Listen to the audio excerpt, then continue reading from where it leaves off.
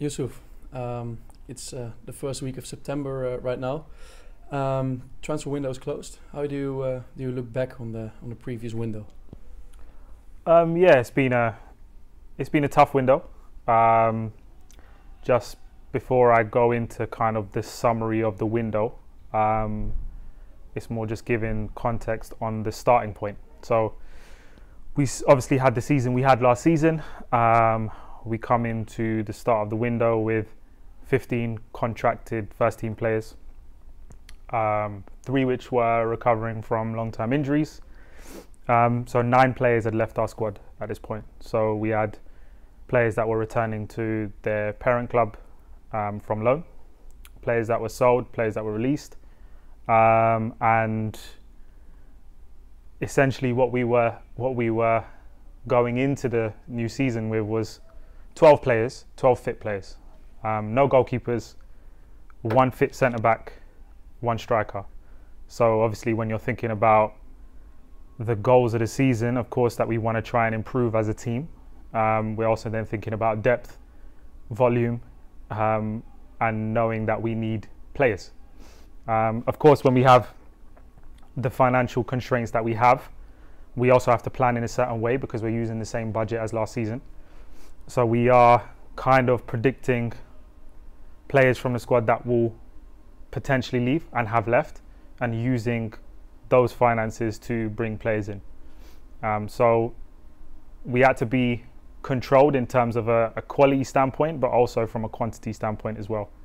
And when it comes to the actual then starting point and then developing the processes, we then go into then a phase where, for me, the deadline was the first game of the season, not 1st of September. We wanted to be prepared, or at least be in a position where we were at least organised from a core perspective of the squad by the first game of the season.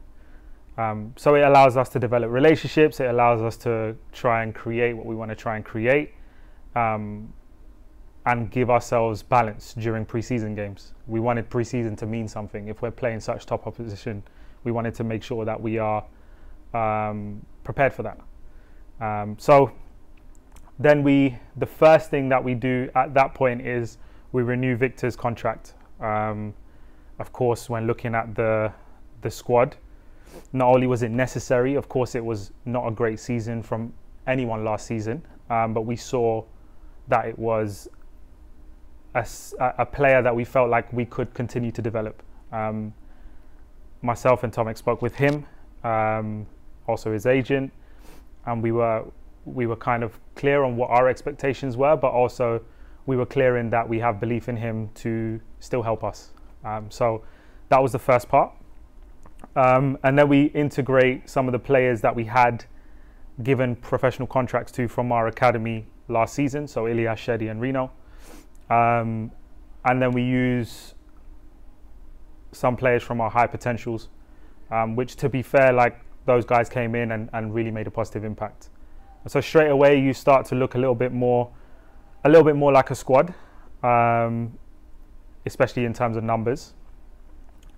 Then the next phase for us was, of course, looking at the start of pre-season. 19th of June, we come earlier. So we wanted to try and act early as well. We were, at this point, looking at players on trial, speaking with players. Myself and Tomek, I couldn't even tell you how many players we spoke to from March, April onwards. Myself first, and then obviously then when Tomek came on board. So we started our work really early. And then we continued those conversations. They accelerated. We obviously brought players in on trial. And there's loads of reasons as to why we would start to bring those players in on trial. Is, first of all, it prepares us for making the decision. And second of all, we really wanted to understand the person we're bringing in as well as the player.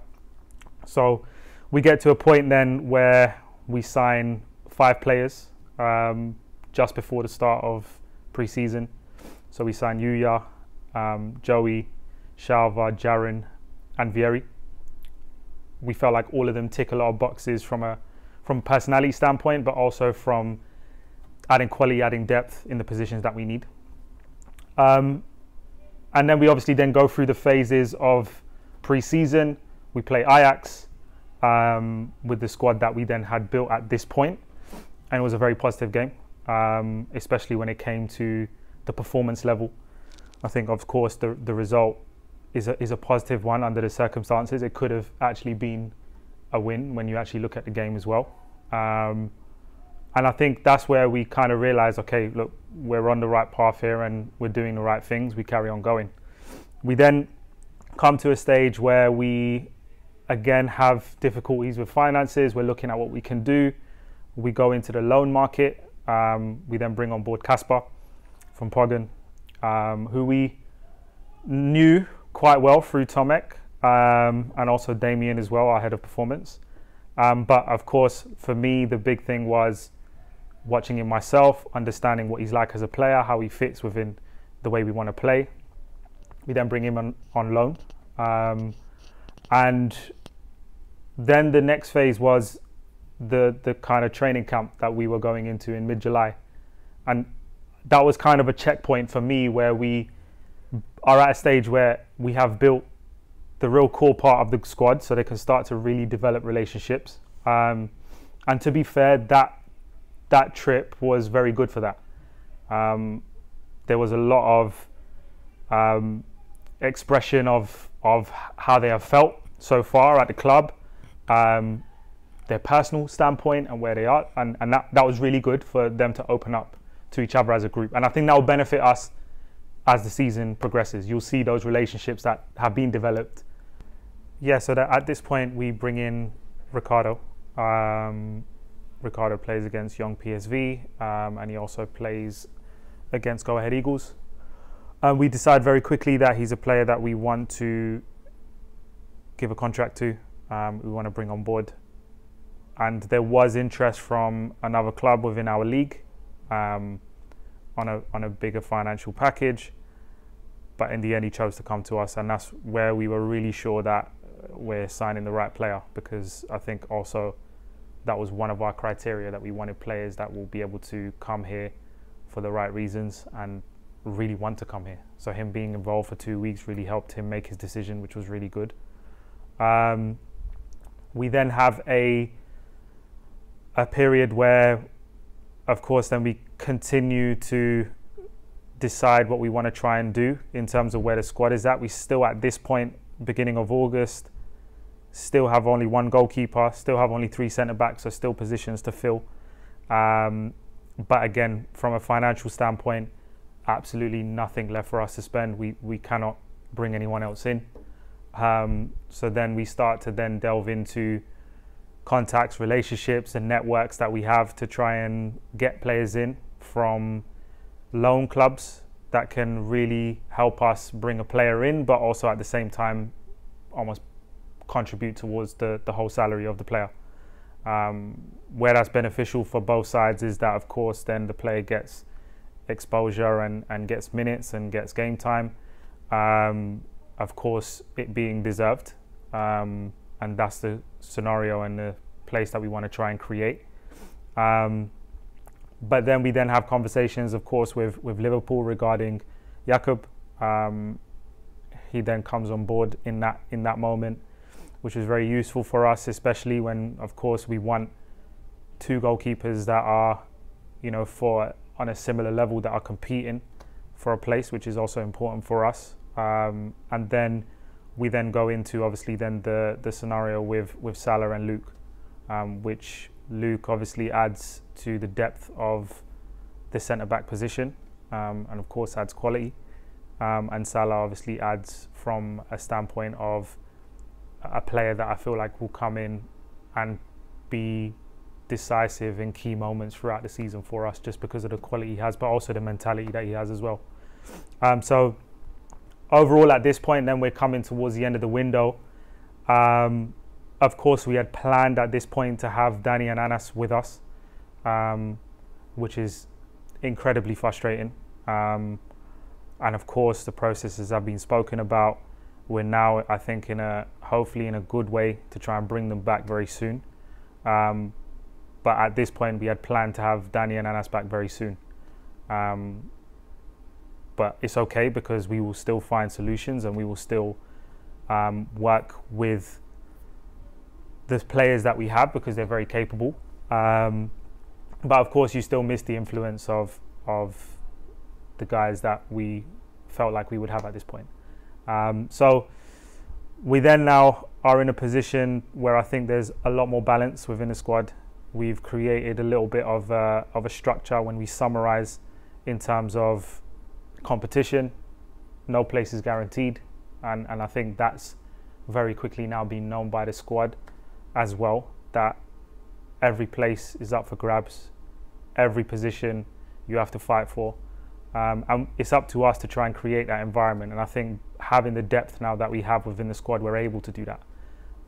So for me, some of the key things to take away from this window was, of course, how important academy integration is, because I think the academy boys that have stepped up into the first team have been really, really good. With their attitude, with their application, with the way that they've trained, the level that they've trained at. It's also then for us to create an environment that the players want to achieve for the club, and hence why one of our criteria is being players that want to be here. And also then at the same time, of course, then there is a moment where we want to try and help the club and create assets for the club that hopefully then we can also help some of these players progress in the future after they've achieved with this club onto big things in their careers. And I think that's, for me, something that I feel like we've achieved in the window. In terms of criteria, where we try to kind of check off at every point, is we tried to make sure that we got to know the individual. So there was almost like a screening process of the player, but also who the person is. Myself and Tomek spoke with every single player at length about their background, about what they want to achieve in their careers, what they want to achieve whilst they're here, just so we get a real good picture of what they are like, but also what they're coming into, and giving them an insight as to what they're coming into as well, so they know what to expect. And if there's a match, then of course then it works. And with the players that we signed, it was. And then of course, the three main criteria for us is obviously that, like I said on numerous occasions, that they've got to want to come here with the right mentality. They have to fit the financial bracket, of course, of where we are. And of course, they have to have quality for them to be able to play and compete. And it's not easy finding that once, let alone 10 times in the window. But I think we've done what we could to make the squad better. And I definitely feel like we are in that position. Yeah, how did you end up signing the players that you signed? Like you mentioned the process of speaking, but how did these guys get your attention in the first place? So I think it's, of course, the structure behind when we try to bring players in is, of course, towards what we want to try and do in terms of how we want the team to play. So we have a position-specific criteria, as well as having a general criteria. And we very quickly kind of decided the way we want to play.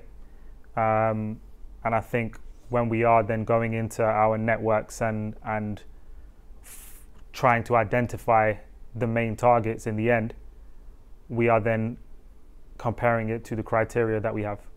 And of course, we used data platforms as well. But what really helped us is that majority of the players we brought in, we were able to bring in on trial first. And that obviously helps us, because that then gives us the ability to then create data points from a physical standpoint, know what they're like mentally, know how they adapt within the squad. And I think that's really helped us. And I think if I was to do the process again, I would do it the same way, because I think it has given us insight into the decisions that we want to make. Are you satisfied with how things turned out in the end? Yeah, I'm satisfied with the players that we brought in, for sure. And I think also they prove that every day on the pitch when they're training, their work ethic, the amount of effort that they put into what they want to try and achieve for the club. Absolutely, I think we have the right people in the building as well. It's now allowing also them to make this transition and being patient into the next phase of their development as well. And that's why we're here. Yeah, now the window is closed.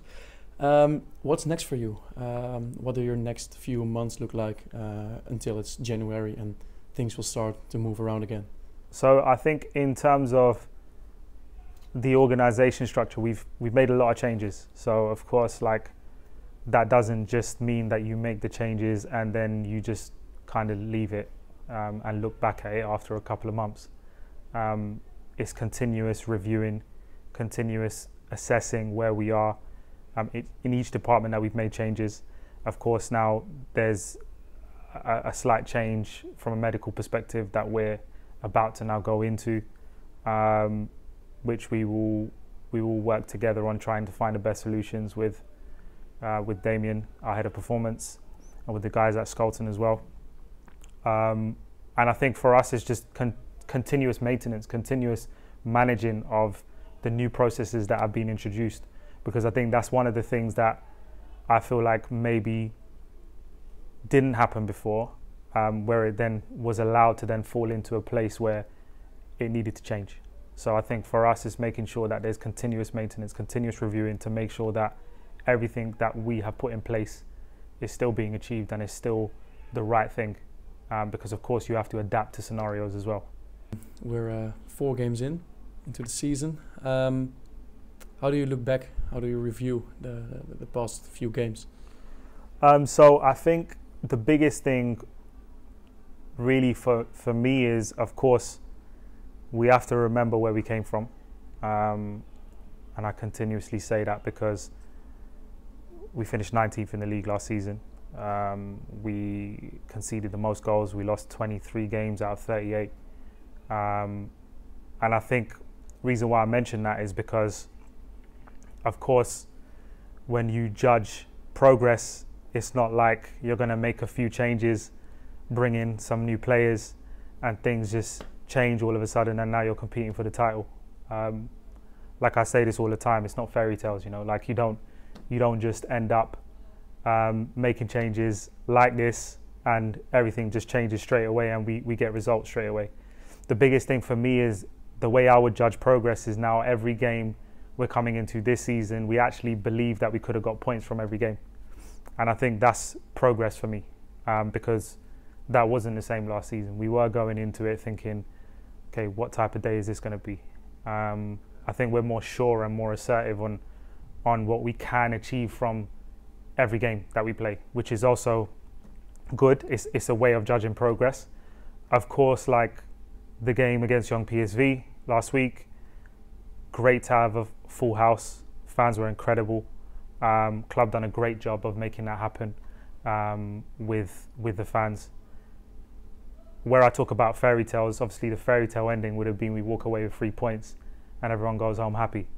But it's real life, you know. This is a realistic scenario that we're working with. We are a work in progress. It's not just going to change, like I said, overnight. And of course, we will have good moments in this season. I believe that. But also, we have to allow this team to evolve. They're a young squad. They're ambitious. We're also realistic. I think that's key as well. And there is a want and a need to develop. And that's where we are right now.